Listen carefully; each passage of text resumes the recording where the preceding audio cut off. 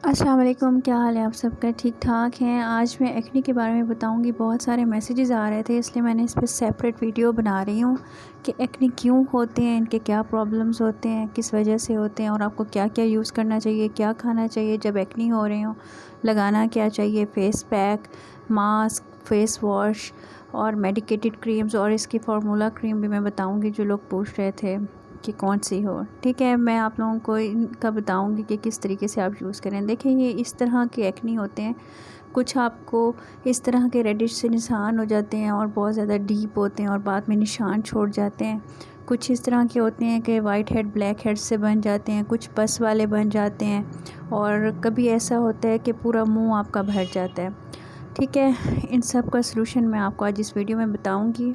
और रही बात फार्मूला क्रीम बनाने की, फार्मूला क्रीम बनाऊंगी। बेटनोविट जो होती है बहुत ख़तरनाक क्रीम होती है। आप लोग जो फार्मूला क्रीम एक्ने के लिए लेते हैं उसमें ये डली हुई होती है। ग्लोबोविट क्रीम बहुत ख़तरनाक होती है, स्टीरॉयड्स होते हैं इसमें, ये डली हुई होती है।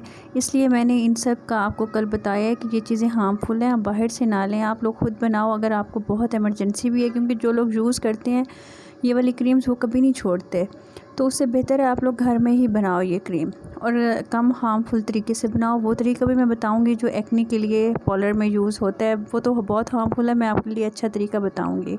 और वो लोग तो फिर लवली डालते हैं, इसमें मरकरी होता है जो स्किन को भी ख़राब करता है। ठीक है ना। अब जो क्रीम मैं बताऊँगी वो आप देखिएगा एक्ने के लिए, वो उससे एक्ने भी कम होंगे और लेस हार्मफुल होगी। ठीक है जी, अब बात करते हैं स्किन की।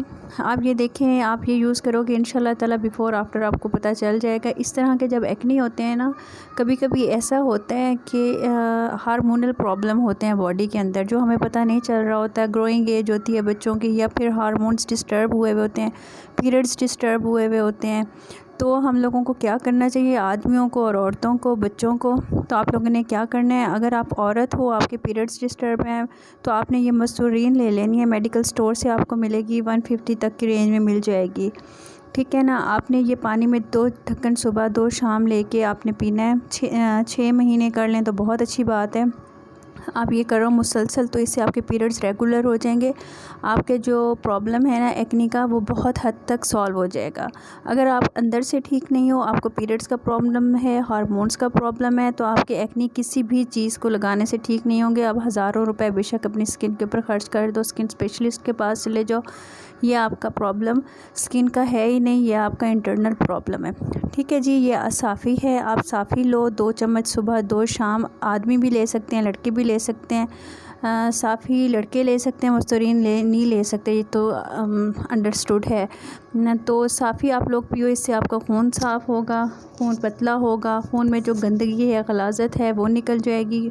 आप इस तरह डायरेक्ट 2 चम्मच पी सकते हो, डायरेक्ट पी लो, वरना आप इसको पानी में डाल के फिर आप पी लो। ये लाजमी आपने 6 महीने करना है, ये सारा कुछ जड़ से ख़त्म हो जाएगा। और एक और ये चीज़, ये इसको गोंद कतीरा बोलते हैं, आपने पंसार से ले लेना है और रात को इसको थोड़ा थोड़ा कूट के पानी में भिगो के रख देना। ये बहुत ठंडा होता है, कभी कभी ये होता है मैदा आपका बहुत हीटअप हो जाता है, गर्म हो जाता है, गर्म चीज़ें, ऑयली चीज़ें खाने की वजह से, हार्मोन्स चेंज होने की वजह से हम नए नए जवान हो रहे होते हैं या पुराने भी जवान हैं, तो वो गर्मी लग हुई होती है मैदे में।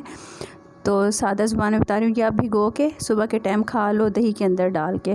अच्छा जी, आपने ये इसबगोल लेना है, इसके बहुत ज़्यादा फ़ायदे हैं। ये आपने दिन में 1 दफ़ा ज़रूर लेना है। कभी कभी ये होता है कॉन्स्टिपेशन होती है, कब्ज़ होती है, जिसकी वजह से आपको प्रॉब्लम हो जाता है, आपके फेस के ऊपर दाने निकल आते हैं। तो आपने इसबगोल का छिलका लाजमी खाना है दिन में 1 दफ़ा। अच्छा, मैं आपको एक और बात बता दूं, अगर आप इसबगोल साबित लेंगे, इसके ज़्यादा फ़वाइद हैं। आप इसको पानी में 2 घंटे भिगो दो या ओवरनाइट भिगो दो। सुबह इसको हिला के, अगर फीका नहीं पी सकते, थोड़ी सी चीनी डाल के इसको आप पी जाओ, या दूध की लस्सी बना के उसमें डाल के पी जाओ, दही में डाल के पी जाओ। इसके अंदर जो लेसदार मैदा होता है, लेसदार होता है, ये वो बहुत फ़ायदा मंद होता है पानी में भीगा हुआ। ठीक है। एक और तरीका ये है, आपने ये फेस पैक बनाना है, मुल्तानी मिट्टी लेनी है, चाहे आप इस तरह से लोअर पंजाब में तो ये आराम से मिल जाएगी इस शक्ल में। आपने इसको पीस लेना है और इसको आपने फ्रिज में रख देना है, गुलाब के अर्क में या दूध में भिगो के, और आपने ठंडा ठंडा अपने फेस पे लगाना है। जैसे अब गर्मियाँ आ रही हैं ना, ठंडी ठंडी अपने फेस पे आपने दिन में 2-3 दफ़ा लगानी है।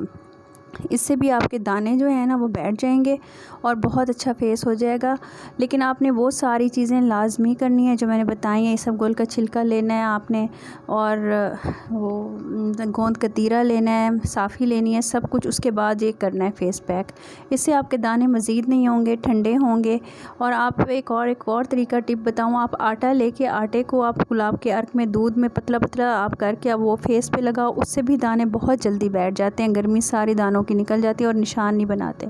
अच्छा, पीने के लिए अब मैं आपको बताती हूँ आपने क्या करना है। पुदीने का और खीरे का और इसका और धनिया का आपने इस तरह से बना लेना है। 1 गिलास पानी डाल के ब्लेंडर में वो आपने पीना है। बेशक छान के पियो या ऐसे पियो, आप यूँ समझो मैजिकल ड्रिंक है ये। आपके हार्मोन्स को ठीक करने के लिए, आपके पिंपल्स को ठीक करने के लिए, आपकी ग्लोइंग स्किन के लिए आपने या तो इसका जूस निकाल लेना है, जैसे निकालते हैं उसमें ज़्यादा खीरे लग जाते हैं, वेस्ट भी हो जाते हैं।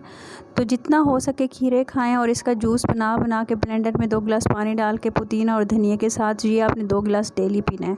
अच्छा, ये एक और फेस पैक मैंने बताया था, पिछली मेरी पूरी वीडियो बनी हुई है चोकर के ऊपर, और इसके अंदर हल्दी डली हुई है और इसके अंदर डला हुआ है जनाब चने की दाल का आटा, बेसन। आपने ये बना के रख लेना है। ये face as a face wash use करना है और आपने ये लगाना भी है एज ए मास्क हफ्ते में 2 दफ़ा। अगर आप चाहते हो कि स्किन आपकी बहुत फेयर हो जाए तो इसमें आप आलू का रस बना के डाल के तो आप इसको बना सकते हो और लगा सकते हो। चोकर ना मिले, वो छान होता है आटे का मोटा मोटा, तो आपने आटा बेशक मिला के रख लो, इससे आपने अपना फेस वॉश करना है।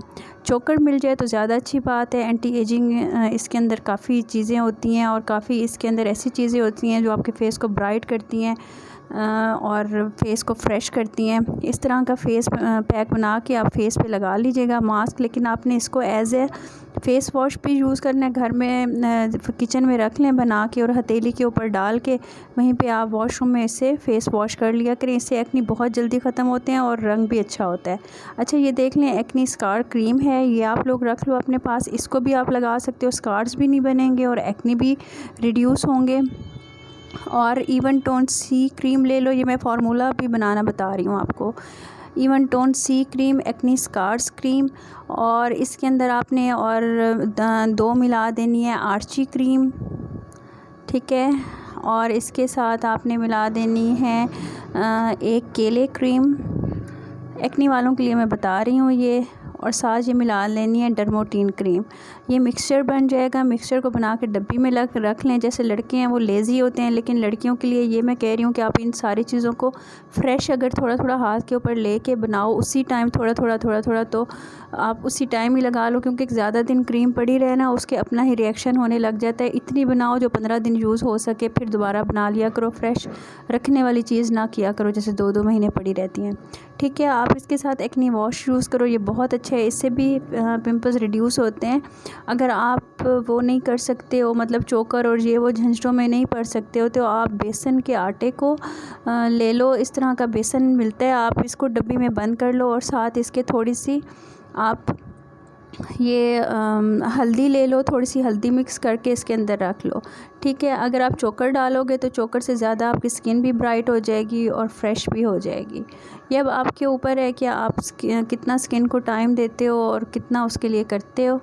या फिर आप आटा भी मिला सकते हो, ज़रूरी नहीं है कि चोकर आपको ना मिले तो फिर आप बैठे रहो। तो आटे वाला भी बना के फेस मास्क लगा सकते हो और इसे वॉश करो, इससे भी बहुत जल्दी ख़त्म होते हैं।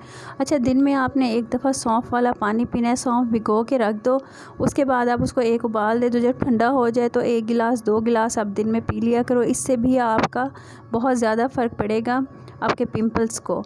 ये आप करके देखिएगा सारी चीज़ें। और जैसे अब मौसम है, आप गाजरों का ज़्यादा से ज़्यादा जूस लो, टमाटर का जूस लो, चुकंदर का जूस लो। आपके अंदर से आपका खून साफ़ होगा, आपकी बॉडी साफ़ होगी।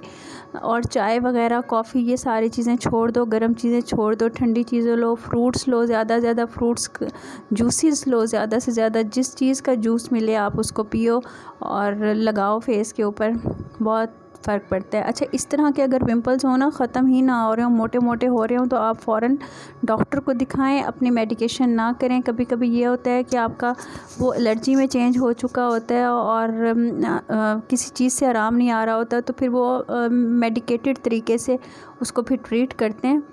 तो ऐसे मोटे मोटे हों और ना जा रहे हों, ये सब कुछ करने के बाद आप 1 महीना ये वाली चीज़ें करना, इंशाल्लाह चली जाएंगी। अगर ना जाएं तो आपने फिर इसको डॉक्टर को दिखा देना है। और हेज़ल एम क्रीम है, आपने इन पिंपल्स के ऊपर लगानी है। और एक्नीज़ वॉश से आप फेस वॉश करें और या फिर बेसन से फेस वॉश करें। ज़्यादा एक्सेस ऑयल आ जाता है जिसकी वजह से भी पिंपल बनते हैं। कोशिश किया करें कि ऑयल फेस के ऊपर ना आए, आप बेसन से धोते रहो, आटे से धोते रहो। इन दोनों चीज़ों से धोगे कलर भी फ्रेश होगा और आपका पिंपल्स भी नहीं बनेंगे और ऑयल भी नहीं आएगा। ये आप करके देखो कुछ दिन, इंशाल्लाह ताला ठीक हो जाएगा, प्रॉब्लम आपका ये सारा सॉल्व हो जाएगा। और मुझे दुआ में याद रखिएगा, मेरी सेहत के लिए दुआ कीजिएगा, अपना बहुत ख्याल कीजिएगा। जितना मुझे आता था मैंने डिलीवर कर दिया, दुआ में याद रखिएगा। Thank you.